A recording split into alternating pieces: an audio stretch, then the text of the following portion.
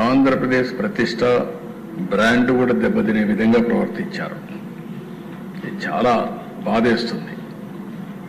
ఇంటేనే చాలా బాధాకరంగా మనం ఏ విధంగా చెప్పుకోగలుగుతాం అనే పరిస్థితి వస్తుంది. ఇంకా వాస్తవాలను రావాల్సిన అవసరం ఉంది. ప్రభుత్వం కూడా ఆలోచిస్తున్నాం.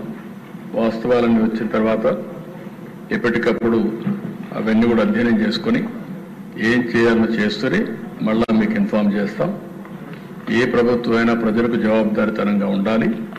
ఎవరు తప్పు చేసినా వాళ్ళ మీద యాక్షన్ తీసుకునే పరిస్థితి ఉంటేనే ఇంకొకరు ఇలాంటి తప్పులు చేయకుండా భయపడే పరిస్థితి వస్తుంది. ఏదేమైనా ఈరోజు నా దగ్గర ఏదైతే మీమారి కానీ అక్కడ వేసినటువంటి ఛార్జ్ షీట్ రిపోర్ట్ కానీ అన్నీ ఉన్నాయి. అది పబ్లిక్ డొమైన్లో ఉంది. దాని తర్వాత ఏమేమి ఉన్నాయో అన్నీ కూడా అధ్యయనం చేస్తాం.